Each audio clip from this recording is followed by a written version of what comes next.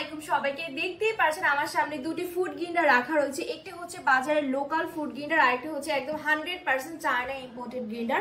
So আমরা কিভাবে বুঝবো কোনটা লোকাল এবং কোনটা 100% অরিজিনাল গ্রাইন্ডার?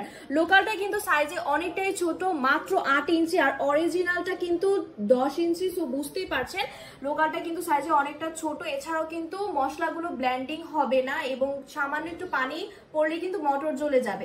সো কেন আমরা বাজারের লোকাল প্রোডাক্ট কিনবো? আমরা হচ্ছে এই 100% অরিজিনাল ফুড গ্রাইন্ডারটাই কিন্তু কিনতে পারি, কারণ এটাতে কিন্তু চায়না মার্ক করে দেওয়া আছে। এছাড়াও কিন্তু ফিনিশিংটা অনেকটা গ্লেসিং। এছাড়াও কিন্তু খুব অল্প সময়ের মধ্যে আপনারা গরম মশলা থেকে শুরু করে যে কোনো মশলা খুব সুন্দরভাবে ব্লেন্ডিং করতে পারবেন। গ্রাইন্ডারগুলোর কিন্তু প্যাকেজিং কিন্তু প্রায় সেম দেখতে। সো আপনারা এটার সাইজ এবং ফিনিশিং দেখে কিন্তু 100% অরিজিনাল ফুড গ্রাইন্ডারটি বেছে নেবেন। সো যারা যারা অর্ডার করতে চাচ্ছেন সবাই স্ক্রিনে দেওয়া নাম্বারে যোগাযোগ করুন, অথবা পেজে গিয়ে আপনার নাম, মোবাইল নাম্বার, ঠিকানা দিয়ে অর্ডারটি প্লেস করে ফেলুন। ধন্যবাদ।